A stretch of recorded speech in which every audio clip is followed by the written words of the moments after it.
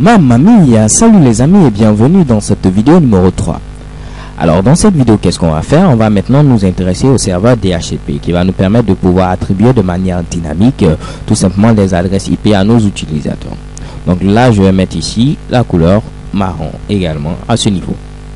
Donc pour installer le serveur DHCP, on avait fait tout simplement, donc là je me connecte d'abord en tant que root, sudo su, je mets mon fameux mot de passe. Parfait, je suis connecté en tant que root et on avait installé le paquet DHCP3-serveur. Si vous avez bien installé ce paquet, normalement vous devez avoir un dossier qui est créé. Ce dossier se trouve dans le répertoire etc. En effet, le répertoire etc, marqué comme ceci, contient tous les fichiers de configuration. Donc là, si je fais cd/etc, je dois avoir normalement un répertoire qui a pour nom DHCP. Donc si je fais cd etc DHCP, automatiquement je me rends au niveau de ce répertoire. Avec un ls pour lister le contenu, je peux voir ici dhcp.conf. Le fichier dhcp.conf, en effet, correspond au fichier de configuration de notre serveur DHCP. Une petite indication ici, tout ce qui est en bleu correspond à des dossiers.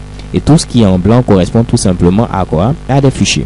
Si vous avez des noms qui sont tout simplement avec cette couleur, ce vert fluor en quelque sorte, ce sont des fichiers exécutables.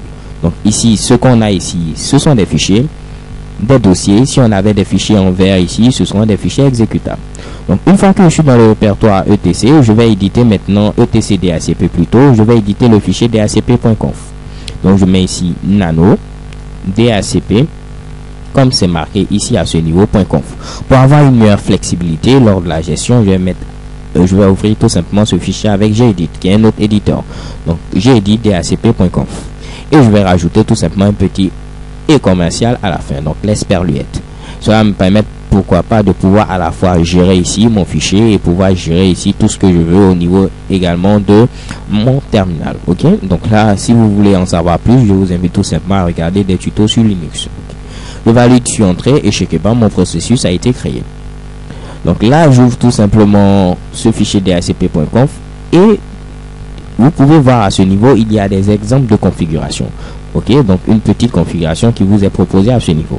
Donc nous allons nous servir de cette configuration. Donc je vais copier ce Mitsubishi et je vais descendre tout juste en bas pour créer tout simplement une nouvelle configuration de notre serveur DHCP. Tout ce qui est en dièse correspond à des commentaires, donc cela ne sera pas tout simplement interprété. Donc je vais enlever ce Mitsubishi et vous expliquer d'abord à quoi va servir tout ce qu'on a ici à ce niveau là. Donc j'enlève comme ceci et check bam. Donc la première ligne subnet machin netmax permet de faire quoi? En effet, vous allez tout simplement à ce niveau déclarer votre sous-réseau. Donc subnet, pour déclarer votre sous-réseau, il faut donner ici l'adresse IP de réseau. Ici l'adresse IP qui a été proposée c'est 10.5.5.0. Nous allons donner une autre adresse IP, on va mettre tout simplement 192.168.1.0. Donc nous avons déclaré ici notre sous-réseau 192.168.1.0. Pour comprendre un peu cette notion de sous-réseau également, je vous invite à regarder ici des tutos dédiés. Par contre, si vous voulez que je fasse des tutos, vous n'avez qu'à poster ici en commentaire et on verra par la suite ce qu'on pourra faire. Donc subnet 192.168.1.0. Ensuite, il faut donner tout simplement le masque de votre sous-réseau. Donc ici, ce sera 255.255.255.0 en lieu et place de 224. Je dois donner ici la plage d'adresse, c'est-à-dire vous avez dit que vous allez attribuer de manière dynamique des adresses IP à vos utilisateurs.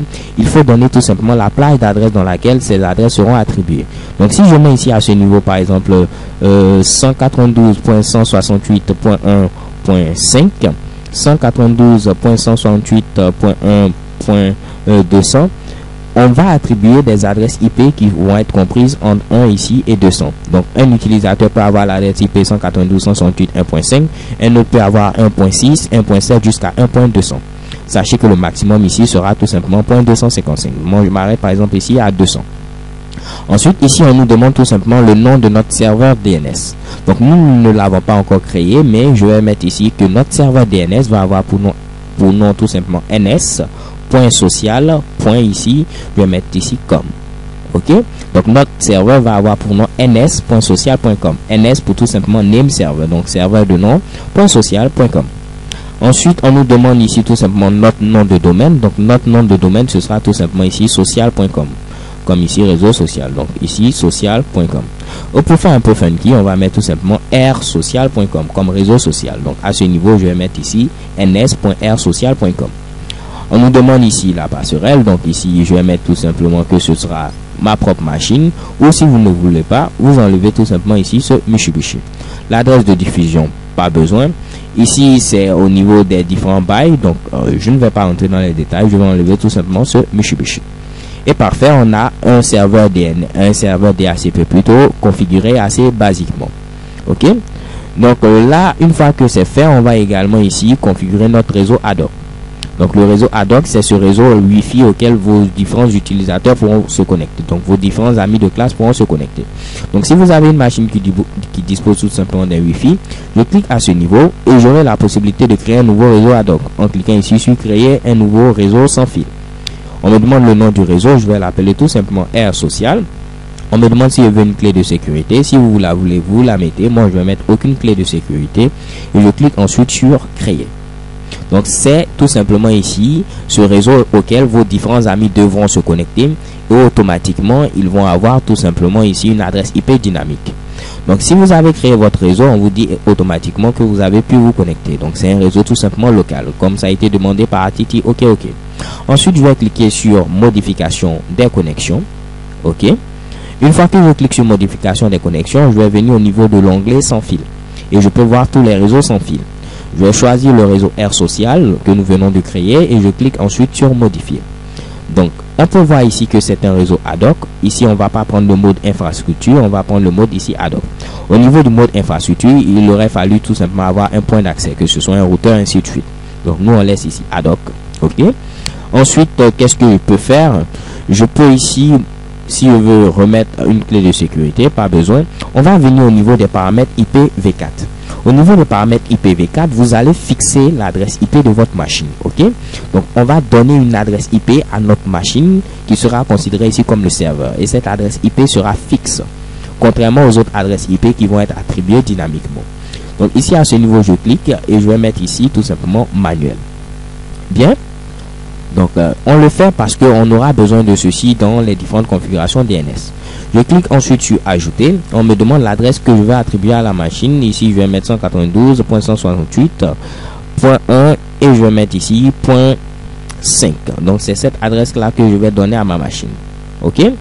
Ensuite, le masque de réseau, ce sera 255.255.255.0 et la passerelle, ce sera ma propre machine. Donc, je mets 192.168.1.5.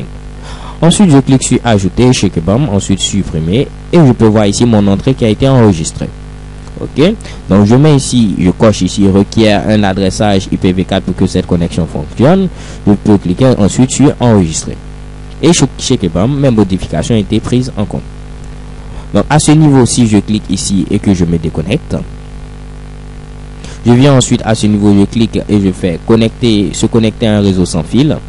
Je vais choisir notre fameux réseau sans fil qui est présent à ce niveau R Social. Je fais connecter. On peut voir ici que la connexion est en train de se faire. Donc, je vais patienter un tout petit peu. Pendant le temps de chargement, je vais ouvrir également ici mon terminal. Donc, on voit ici connexion établie. Si je veux voir maintenant mon adresse IP, je vais taper tout simplement ifconfig au niveau du terminal pour voir mon adresse IP. Je valide avec la touche entrée et chez Kebam, on peut voir qu'au niveau du réseau Wi-Fi, j'ai une adresse IP 192.168.1.5 et le masque c'est tout simplement 255.255.255.0. Donc on peut voir notre machine qui a une adresse fixe, c'est très important. Le masque également est 255.255.255.0. Notre serveur DHCP a été installé et je crois que ici tout est bon les amis. Alors c'est tout pour cette vidéo. Merci de l'avoir suivi et rendez-vous à la vidéo prochaine. Exo.